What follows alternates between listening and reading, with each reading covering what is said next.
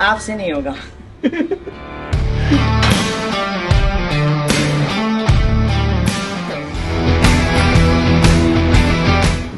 और ये फेमस मनु की स्टैचू है।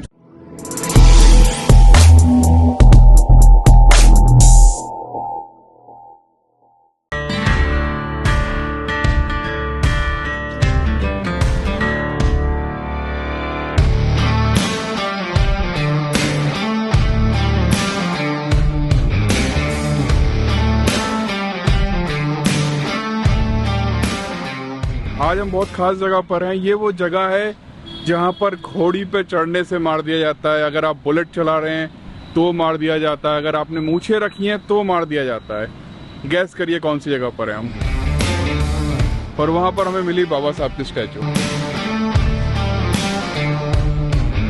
ये वो जगह है जहाँ पर इस तरह के सीरियल बनते हैं, बालिका वधू या ना आना इस देश लाडो। अभी भी समझ नहीं आया, चलो कुछ खास दिखाते हैं। ये यहाँ का हाई कोर्ट है और ये फेमस मनु की स्टैचू है जहाँ बाबा साहब की स्टैचू होनी चाहिए थी। हमारे साथ अनी है। कैसे हो अनी? बढ़िया। कैसा लगा जयपुर आके? बहुत शानदार। तो जयपुर एक ऐसी जगह है जहाँ से, जयपुर नहीं मतलब पूरा राजस्थान एक ऐसी जगह है जो लड़कियों के मामले में काफी पिछड़ा हुआ है। यहाँ पे ना आना इस देश लाडो जैसे प्रोग्राम बनते हैं और बालिका वधू जैसे प्रोग्राम बनते हैं। तो यहाँ पर महिलाओं की स्थिति खराब होगी तभी टीवी सीरियल्स में ये सब चलता है। दूसरा, यहाँ पर जातिवाद बहुत ज़्यादा है और ये जयपुर का हाई कोर्ट है। इससे आगे हम क्या बोलें, आप समझ सकते हो। और मैं बहुत समय से ये सोच रहा था कि मैं राजस्थान आऊँ और वहाँ पर किस हिसाब से जो इतनी खबरें आती हैं, एक्चुअल में वहाँ सच्चाई क्या है, क्या ये मीडिया दिखाता है या सच में ऐसा है, क्योंकि यहाँ से कुछ अच्छी खबरें भी आती हैं। ऐसा खास मुद्दा है जिस पर बात करने के लिए हमने एक विशेषज्ञ को बुलाया है, खास तौर पे दिल्ली से। आ गए।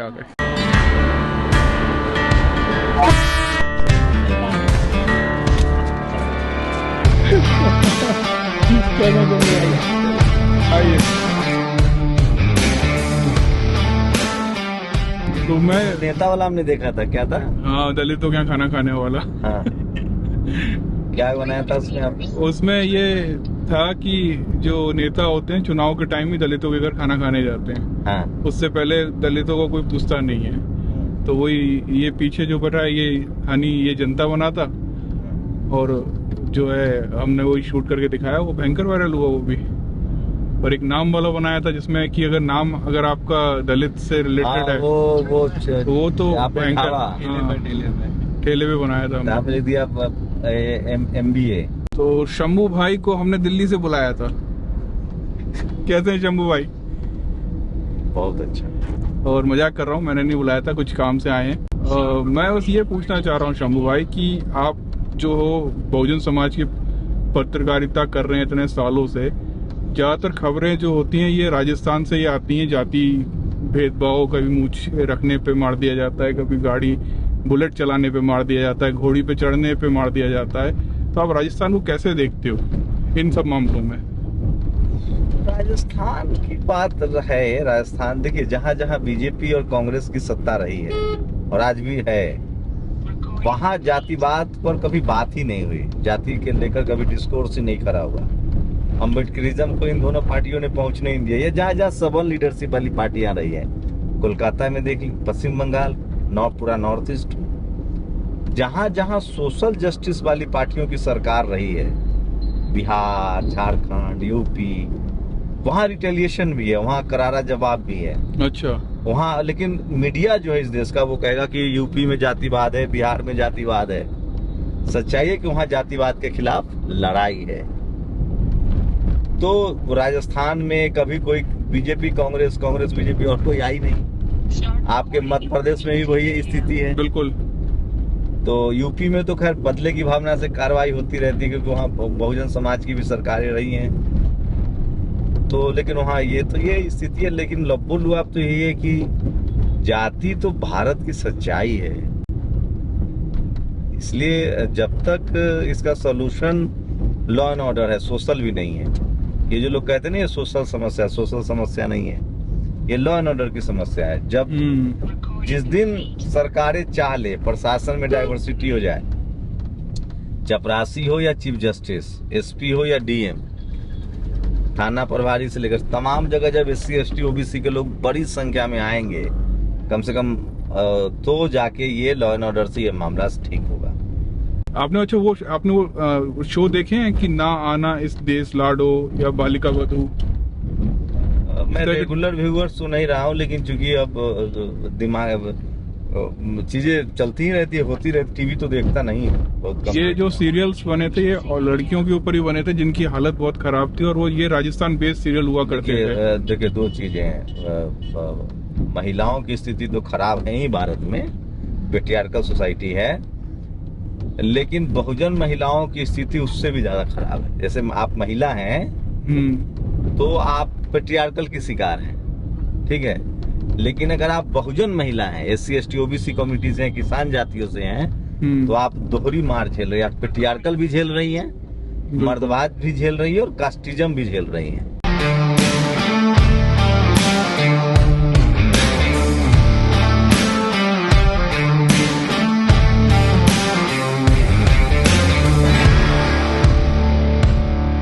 तो ये जो घर है एक महिला का है और उनके इतने सारे खिताब हैं, वो भी राजस्थान में, जहाँ पर ऐसी सब चीजें बनती हैं जहाँ पर लोग लड़कियों को पैदा होने से पहले मार देते हैं। तो आप ये देखकर आपको कैसा लगता है? क्योंकि मैं इसलिए पूछ रहा हूँ आपसे क्योंकि आप इस तरह की खबरें बहुत उठाते हो और आपको बहुत डिटेल में पता है। चीजें बदल रही हैं, इट विल टेक टाइम। और प्रिया सिंह जी लोगों ने जो किया है, Priya Singh basically is a symbol of women empowerment, और वो जिस समाज से आती है उस समाज के लिए तो रोल मॉडल हैं। सीखना चाहिए लोगों को, अपने बच्चों को इनकी तरह मौका देना चाहिए। आपसे नहीं होगा।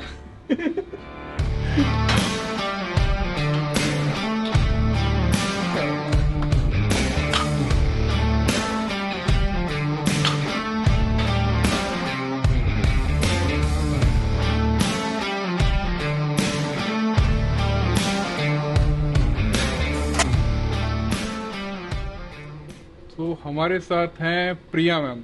बहुत टाइम से मैं इनसे मिलना चाह रहा था, और एक खास बात यह है कि राजस्थान एक ऐसा इलाका है जहाँ पर ऐसे सीरियल बहुत फेमस है जहाँ पर ये दिखाया जाता है कि लड़कियों को गर्भ में मार दिया जाता है या महिलाओं की बाल विवाह हो जाती है।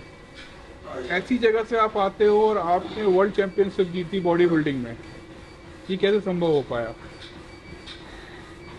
संभव तो जिस क्षेत्र से मैं आती हूँ वहाँ महिलाएं घूंघट में आती है और घूंघट में मर जाती है। बिल्कुल। और यहाँ पे जो राजस्थान है उसमें देखा जाता है मोस्टली कि भूवे सास से घूंघट निकालती है, और मेरी मम्मी आज भी मेरी दादी से घूंघट निकालती है। अच्छा। हाँ।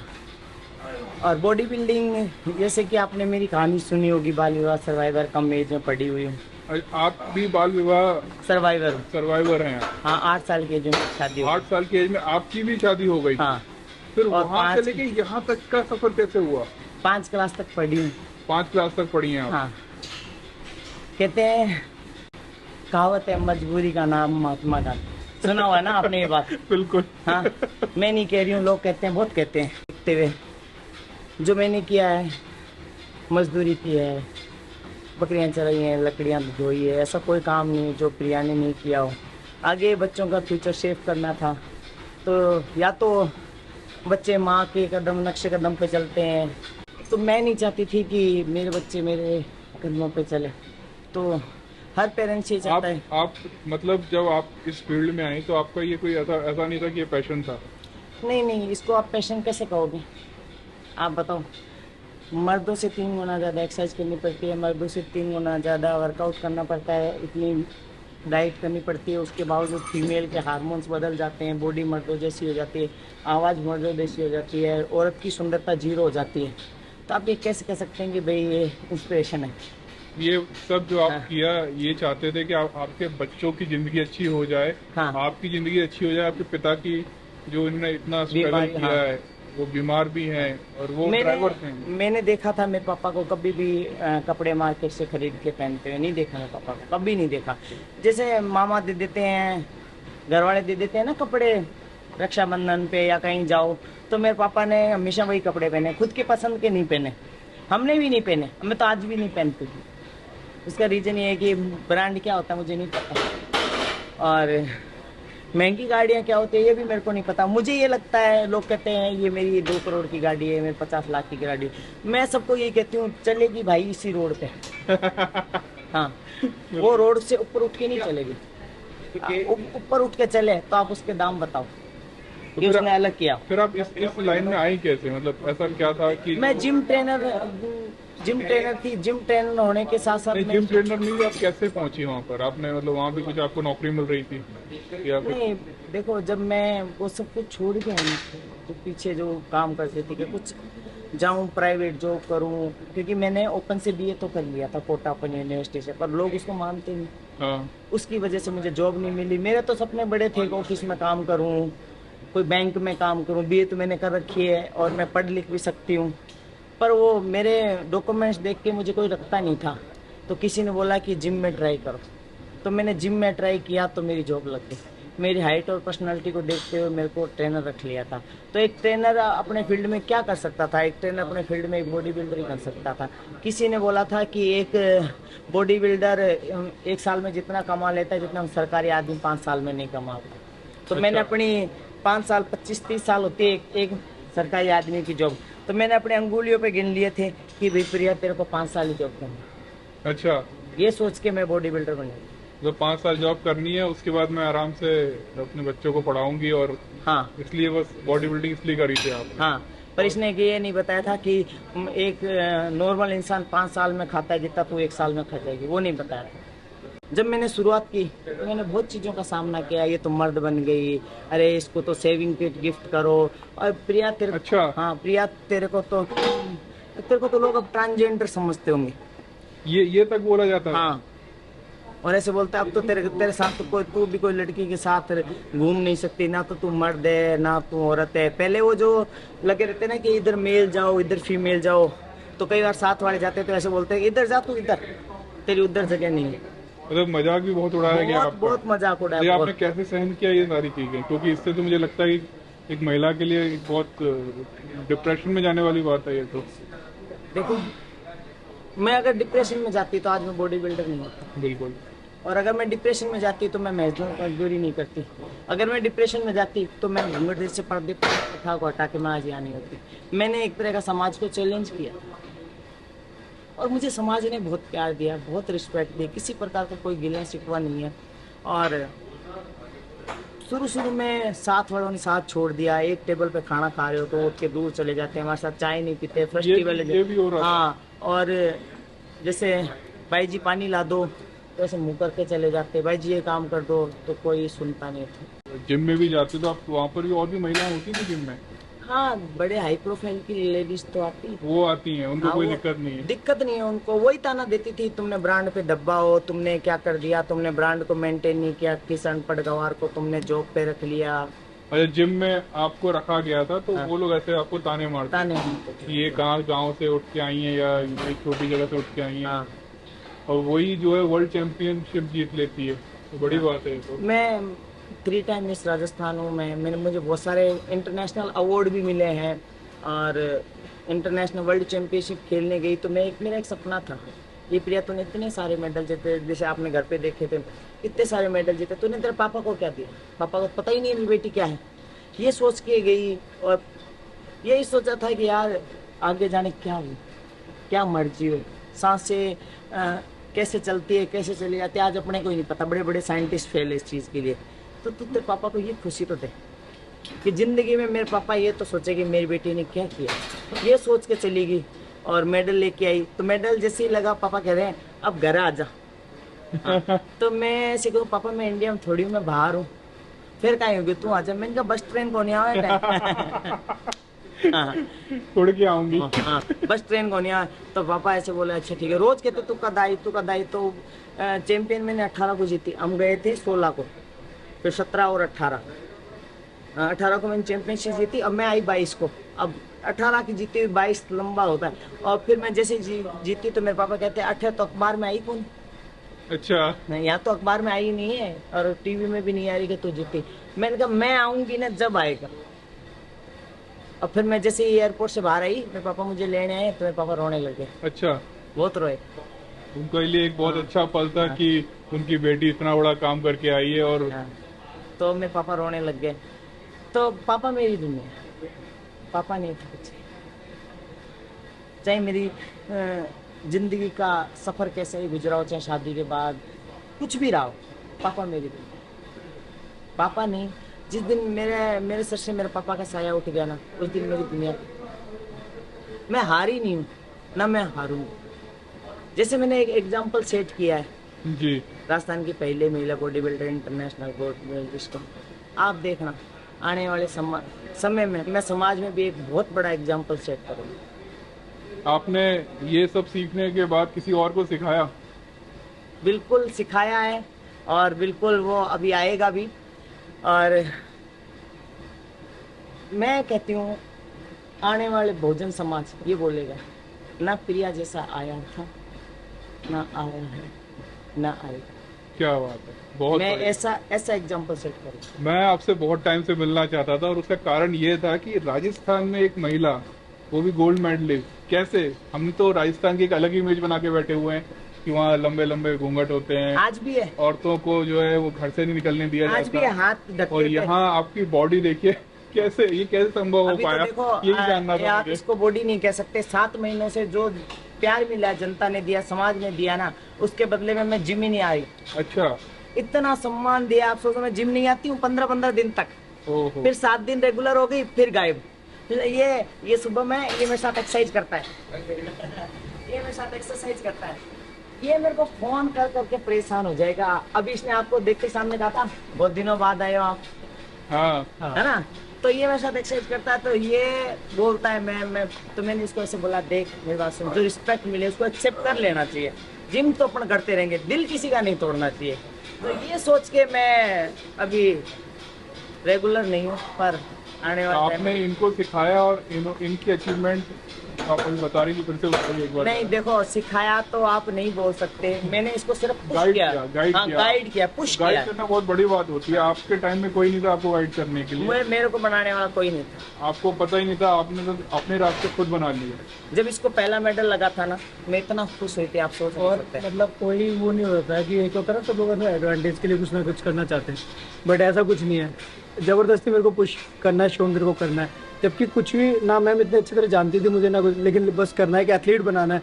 और मैं मेडल लेके आया तो सबसे पहले मैडम के पास ही गया था फिर मेडल मैंने इसको बनाने के लिए। बाकायदा केक भी कटवाया था, पार्टी भी दी थी। क्या होता है, एक खिलाड़ी जब आगे जाता है ना, आप खिलाड़ी बन के खुद के लिए सभी करते हैं, दूसरों के लिए कर। बिल्कुल। और इसने एग्जाम्पल इतना बड़ा सेट किया है, 7 दिन में 2 गोल्ड लाना, एक स्टेट और एक नेशनल। ये छोटी बात नहीं, बहुत बड़ी बात है। इसको गिराने वाले बहुत थे गिराने वाले। इसको भी ये कह रहे थे क्या करेगा वहां जाके, तू टॉप 20 में भी नहीं आएगा। और अच्छा, ऐसा बोलते थे आपको? हाँ, और ये तो यहाँ स्टेट है, मैंने राजस्थान बोल मार दिया ले। कि मैं नहीं खेलूंगा। हाँ, मैं मना कर दिया। ये तो राजस्थान है, राजस्थान में तो कोई भी मार लेगा। नेशनल में ये मेरे को क्या, मैम नहीं खेलूंगा। मैंने कहा तू जा। बिल्कुल बिल्कुल। और मैं इसका कंपटीशन देखने गई थी, मैं पहुंची भी नहीं थी वहाँ पे, और जिसमें इसका फोन है, मैम आप आए नहीं। मैंने कहा आ रही हूँ रास्ते में, तू खेल में आ रही हूँ। इसने कहा मैं तो खेल लिया। मैंने कहा क्या लगा? कहते गोल्ड। मैंने कहा क्या बात कर रहा है? कहते सच में वाले आपको लोग हैं। एक सवाल और, जब आप वहाँ पर गई थी, वहाँ पर आपको बिकनी पहनना पड़ा था, वहाँ से लौट के आने के बाद यहाँ के लोगों ने ताने नहीं मारे? वो ताने मैंने 2017, 18, 19, 20 तक बर्दाश्त कर लिए। वहाँ पहन चुकी हूँ मैं राजस्थान में बिकनी। अच्छा। हाँ, ऐसी जगह पहन चुकी हूँ, बहुत छोटी छोटी जगह, जैसे अजमेर के पास छोटा सा गाँव है ब्यावर, अच्छा। जैसे सिक्कर के पास छोटा सा है लक्ष्मणगढ़। अच्छा। ऐसे ऐसे जगह पहन चुकी हूँ मैं। तो वहाँ किसी ने मजाक नहीं उड़ाया, या वहाँ पर ये, मुझे तो लगता नहीं कॉमन इतना देखो, यहाँ पे। एक भले आदमी ने कहा था कि जब आप 3 से 5 मिनट स्टेज पे रहते हो तो ऐसे भूल जाओ कि सामने कौन देख रहा है कौन नहीं। अगर पापा भी आपको देख रहे हो तो आप उसको माइंड से निकाल दो। नहीं और जब बैक स्टेज आओ तो आप ये भूल जाओ कि आपने स्टेज पे क्या किया नहीं, था। एक तो शर्म की बात होती है, दूसरा मानसिकता की बात होती है। और राजस्थान में आप जानते हैं क्या मानसिकता है। हाँ बिल्कुल, सीटियां बजी थी, कैमरे निकले थे, वीडियो बनी थी, उससे कोई फर्क नहीं पड़ रहा। आप स्टेज पे क्या कर रहे हो? ग्लैमर की लाइफ तो है नहीं, बॉडी बिल्डिंग की लाइफ है। आप अपनी बॉडी प्रेजेंट नहीं करोगे तो कैसे पता चलेगा? बिल्कुल। आपके रिश्तेदारों में किसी ने कुछ नहीं बोला? आज बोलते हैं मेरे को, आज भी बोलते हैं। कोई फर्क नहीं पड़ता। क्या कोई फर्क थोड़ी पड़ता है? देखो, आदमी बाहर जीत सकता है, घर में नहीं जीत सकता। ये बात तो है। और वो घर रिश्तेदारों से ही होता है। बिल्कुल। एक तो होता है आर्टिफिशियल हंसी, एक दिल से। जो दिल से है वो मेरे साथ खड़े हैं, जो दिल से नहीं है वो बाहर पीठ पीछे कहते हैं वो हमारी बेटी है, वो हमारी भांजी है, वो हमारी भतीजी है, वो हमारी सिस्टर है। कहीं भी बड़ी दुकान पे जाएंगे तो डिस्काउंट लेके आएंगे, वो प्रिया सिंह हमारी बहन है। मतलब जब तक सक्सेसफुल नहीं हुआ है तब तक बुरा ही, जब सक्सेसफुल हो गए तो मेरी बेटी है। हाँ, और आज वहाँ जाके बोलते हैं कि आज मैं उसका भाई हूँ, अब तो आप डिस्काउंट दोगे ना। वो भी छोटी मोटी चीज में नहीं, जैसे शादी, जैसे ब्याह, जैसी बहुत सारे ऐसे बड़े बड़े फंक्शन होते हैं, वहाँ की शॉपिंग के लिए वहाँ डिस्काउंट लेके आते हैं। वो फिर मेरे को उनसे नंबर लेते हैं, फिर वो मेरे नंबर देके, मैं वहाँ से बोला था और कैसे हो, मैं आपका बहुत बड़ा फैन हूँ और आज ही पता चला आप ऐसे बैकग्राउंड से आई हो, आपका भाई आया था, फिर आपके नाम से मैंने उसको इतना डिस्काउंट दे दिया, उन्होंने मेरे को ये बोला था। और जिनके घर मैंने कभी पैर नहीं रखा। अच्छा। सबसे बड़ी बात, पैर ही नहीं रखा। और कई जगह तो ऐसी है जो सालों 15-15, 20-20 साल हो गए, मैं अभी गई नहीं। क्यों? जो मैंने सहा ना उस टाइम मेरे साथ कोई नहीं, तो आज वो मन नहीं करता। जब मुझे रोटी की जरूरत थी, मुझे जब छत की जरूरत थी, जब मेरे बच्चों को, मेरे को तन पे कपड़ों की जरूरत थी, जब उन्होंने सबने गेट बंद कर, जब वो गाड़ी देते थे, शादियों में नहीं बुलाते थे, फॉर्मेलिटी करते थे, शादियों में जब जाते थे तो ऐसे व्यवहार करते थे जब हम कुछ नहीं, खाए पिए मरे, कोई मतलब नहीं। शुरू से एक नियम था कि इज्जत बाप के घर भी अगर नहीं मिलेगी ना तो मैं वहां भी पैर नहीं रखूंगा। तो तभी तो मैं 16-16, 20-20 सालों की नहीं गई।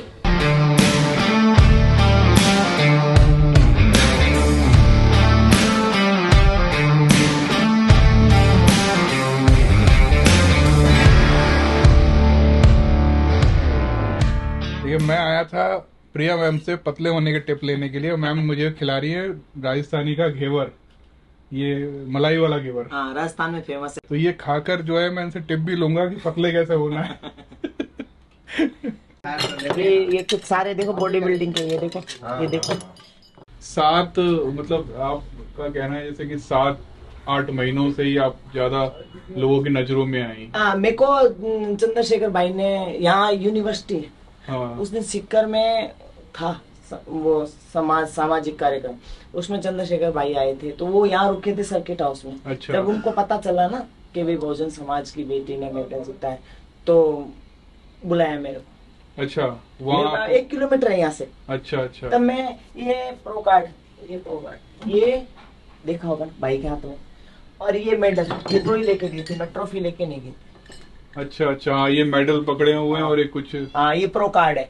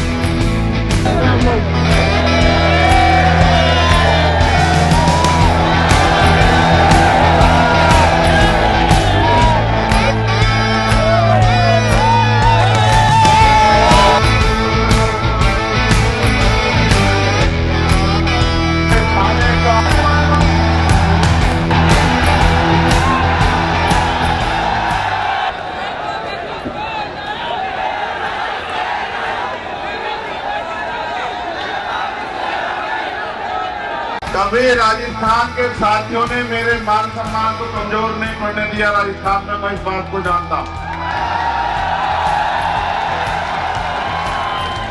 आपको याद है इंद्रनगर,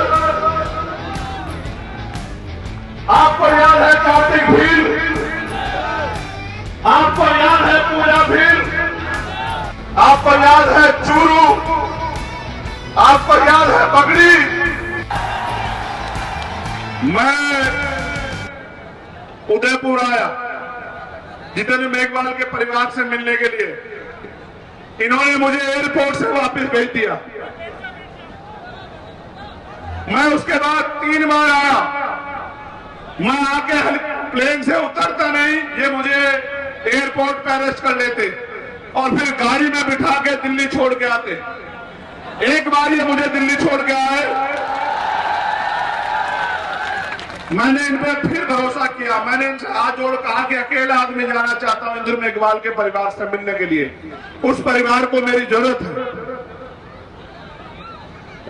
एक अकेले को नहीं जाने दिया। इन्होंने मुझे फिर अरेस्ट किया। ये मुझे फिर दिल्ली छोड़ के आए। ये मुझे दिल्ली छोड़ के आए। मैंने तत्काल फ्लाइट कराई। इनके आने से पहले मैं फिर आ गया। इनके आगे हार मान लूं।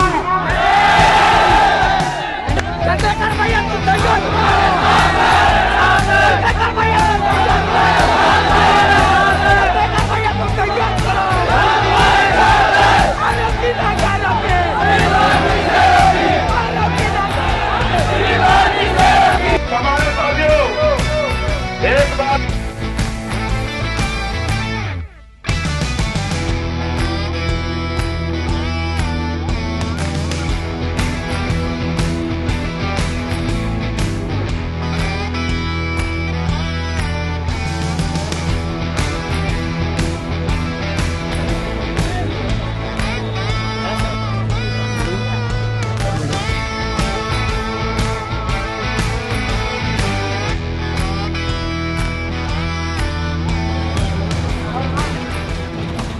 तो ये प्रचार करने के लिए पैसा मिला है क्या?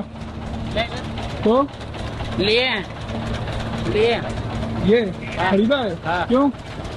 हम इनको मानते हैं। अच्छा, हाँ। तो हमें लगा कि जय भी, हमको लगा कि आप प्रचार करने के लिए आपको पैसा दिया गया तो आप यहाँ अरे अपने पैसे के भी खरीदे हैं। ये अपने मार पैसे जुड़े। हाँ, अच्छा, देखो यहाँ जय ये उत्तर प्रदेश से हैं। उत्तर प्रदेश से हो? जी, क्या बात है। तो ये आइसक्रीम भी बेच रहे हो? आइसक्रीम भी बेच रहे हैं। बहुत बड़ी भाई। अभी जंतर मंतर भी गए थे हम। अच्छा, जी, क्या बात है यार, क्या बात है। ये देख रहा हूँ, मुझे ऐसा लगा कि ये व्यक्ति जो है आइसक्रीम बेच रहे होंगे तो इनको टी शर्ट बना दी। जाना है तो भैया को लाना। अच्छा, वैसे क्या बात है, क्या बात है। मुझे लगा कि ये आइसक्रीम बेच रहे हैं और इनको प्रचार करने के लिए टी शर्ट और बैनर चिपका दिए गए इनके ऊपर, लेकिन ये तो क्रांतिकारी निकले। चंद्रशेखर आजाद से आपको क्या उम्मीद है? और भाई साहब को हमने देखा जैसे ओम प्रकाश रेगर की हत्या हुई थी, मतलब आत्महत्या की थी उसने। एक लेटर पर इतना राष्ट्रीय लेवल का व्यक्ति उनके घर पर आ जाता है, दूसरे कोई नहीं आते। अच्छा, किसी कार्यकर्ता की भी आवश्यकता नहीं है उनको, तो अच्छा, वो खुद ही आ गए और अकेले? 5 दिन रुके। अच्छा। इससे बड़ी बात क्या होगी? अब आप तो लोग इससे खुश हैं कि वो, हाँ, एक छोटे से छोटे कार्यकर्ता के लिए भी वो हर समय आगे रहते हैं। और जैसे कभी बाई चांस उनके फोन नहीं मिलता है या प्रदेश अध्यक्ष अनिल जी देनवाल जी से बात करते हैं कि भाई साहब ये तकलीफ है, तो वो खुद आ जाते हैं। ये नहीं पूछते हैं कि भाई हुआ क्या, पहले तकलीफ बता दो मैं सॉल्व कर दूंगा। वहां से फोन करके कुछ भी हो, कैसे भी करके एडजस्टमेंट कर लेते हैं। ये इसलिए हम तैयार हैं, मतलब युवा पीढ़ी इसलिए तैयार है क्योंकि ये छोटे से छोटे कार्यकर्ता से जुड़े हुए हैं। और जो पहले वाली पार्टियां थी वो केवल वो जो होते हैं ना पैसे वाले लोग, उनके घेरे में ही हो गए, खत्म। प्रॉब्लम यहाँ पे है। अब ये जैसे आजाद भाई के साथ मैं बताऊं मेरी फोटो, अब तो मैं तो छोटा सा कार्यकर्ता हूँ, जबकि आजाद भाई ने कहा लो आओ फोटो खींचो, और कोई नहीं देता क्या? क्या आप सोचिए खुद, जैसे दूसरी पार्टी का भाजपा का सोच लीजिए, नरेंद्र मोदी तो वहां पे बैठा है और हम तालियां यहाँ पे बजा रहे हैं, भाई साहब जिंदाबाद मोदी जिंदाबाद। राहुल गांधी वो कार में हेलीकॉप्टर से, और वो मक्खियां देख रहे हैं, अपन तो मक्खियां देख रहे हैं उनको। आजाद भाई, ये तो गोली लगने के बाद इनकी सिक्योरिटी इतनी बड़ी हुई है। बाकी मैं बताऊं, आजाद भाई को कहते हैं ना कुर्सी पर बैठ जाओ, वो सुनने लग जाएंगे खुद। इनका जो स्वभाव है वो मस्त लगता है। चलो यार चले, बहुत टाइम हो गया यार। अरे कौन घुस रहे हो यार? कौन भाई? अरे हमें भैया अपने भाइयों को नहीं पहचान पाओगे? भैया प्लीज बैठा। अरे हम किराए पे नहीं चलाते हम गाड़ी। ना तो कहाँ, मैं तो ग्वालियर जा रहा हूँ। मैं तो तथागत लाइफ का ओनर हूँ। वहाँ पे घर जा रहे हैं। अब ले चलो। तो अभी हम लोग जा रहे हैं, यहाँ पास में कहीं चंद्रशेखर भाई रुके हुए हैं तो वहीं जा रहे हैं। इलाज का नाम ही और भाई हीरो आप ठीक हो? अच्छा, ये नीतू है जी, जय भीम। जो उसके साथ ओम प्रकाश साहब वहाँ मुंबई में जॉब करती, जी। छोटी बहन ओम प्रकाश से। ये उनकी बहनों ही है, ये उनकी बड़े वाली सिस्टर है, ये बीच वाली है और ये छोटी, इनके फादर। जगह हम नीतू को चुनाव लड़ा रहे हैं। अरे क्या बात है, बहुत बढ़िया। बदरू विधानसभा से नीतू को चुनाव लड़ा रहे हैं और मुझे विश्वास है कि हम लोग इसको जिता लेंगे। ये बहुत मेहनती है, पढ़ी लिखी है और समझदार है और लड़ना जानती है। उस माहौल में वहाँ रह रही है, पूरी लड़ाई को लड़ा इसने, तो मुझे इस पर भरोसा है। अगर ऐसी बहनें आगे निकल के आएंगी तो कैसे बात, मजा आ जाएगा।